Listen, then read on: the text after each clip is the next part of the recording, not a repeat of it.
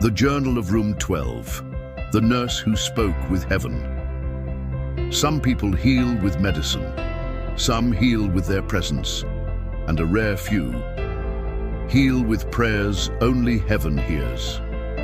Tonight, you will hear the story of Grace Williams, an ordinary nurse in an ordinary hospital, but with an extraordinary secret, a journal that years after her passing revealed just how powerfully God had been working through her. If you believe that no one lives in vain, that every act of love echoes in eternity, then like this video, share it with someone who serves others in silence, and subscribe to this channel, because even in the quietest hours of the night, God still speaks. Room 12. The critical care unit of St. Mary's Hospital in Atlanta, Georgia. It was the room no one wanted to be assigned to. Most who entered there never left alive. But something strange happened when Grace was on shift. Patients improved. The atmosphere shifted. Families felt peace instead of panic, and only after her sudden passing was the truth revealed. Behind a shelf in the supply closet, a young intern discovered a small blue notebook. It was the journal of Room 12. Grace was not the kind of nurse who drew attention. She was quiet, gentle, always on time, always ready to serve. But those who noticed closely saw a habit of hers. Every day before her shift, Grace spent exactly 15 minutes in the hospital chapel, alone, whispering prayers only heaven recorded. And during her shifts, she kept a blue-covered notebook in her pocket. She would slip into corners, write down patient names, dates, diagnoses, and prayers.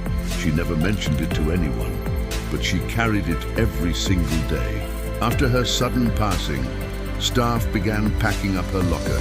That's when a student nurse found it, tucked behind old supplies, worn, nearly falling apart. When they opened it, they were stunned. Page after page filled with names, with conditions, with words of intercession and prophetic notes.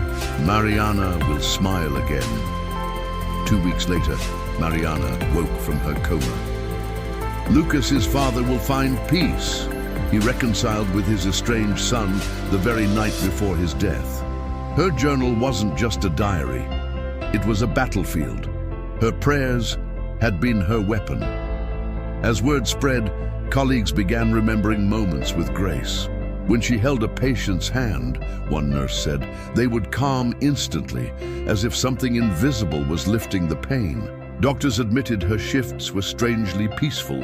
Alarms went off less often. Crises seemed easier to manage, and patients themselves, some barely conscious, later described seeing light, sensing angels, without knowing Grace had been praying right beside them. But Grace's journal revealed more than just hope for others. It carried her own fears, her doubts, her silent tears. One entry read, Lord, don't let me walk through their pain without sowing your peace. Another said, if I cannot heal with medicine, let me heal with your presence. She carried burdens no one else saw, yet every prayer ended with surrender, with faith. Her mission was invisible, but heaven saw it clearly. The discovery shook the hospital. Administrators decided to create a mural in the staff lounge, painted with her words. Love leaves a trace that medicine alone cannot. The ICU wing was renamed in her honor, the Grace Williams Critical Care Unit. Her journal became a symbol, a movement. Nurses began praying before shifts. Doctors paused for moments of silence. Interns realized they weren't just treating bodies, they were serving souls. And patients began to notice. The atmosphere was different now. It felt sacred. Today, dozens of nurses and staff continue her practice.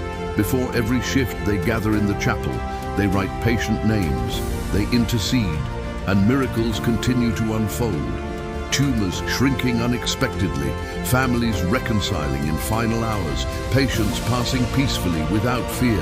At the door of Room 12 now hangs a plaque. This room has been visited by invisible angels. Grace never sought applause.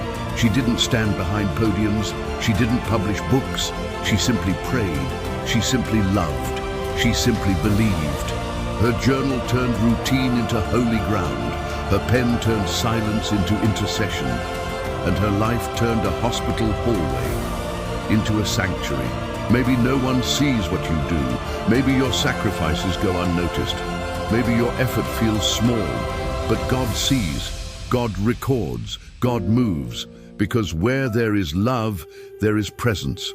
Where there is surrender, there is heaven. Your silent prayers are not wasted. Your hidden kindness is not forgotten. Grace's journal reminds us, sometimes the greatest miracles happen in the smallest acts of faith. If this story touched your heart, share it with someone who serves quietly. Like this video and comment, "I want to leave a legacy of care." And don't forget to subscribe to the channel, because even the coldest, sterile hospital hallways can become temples of miracles.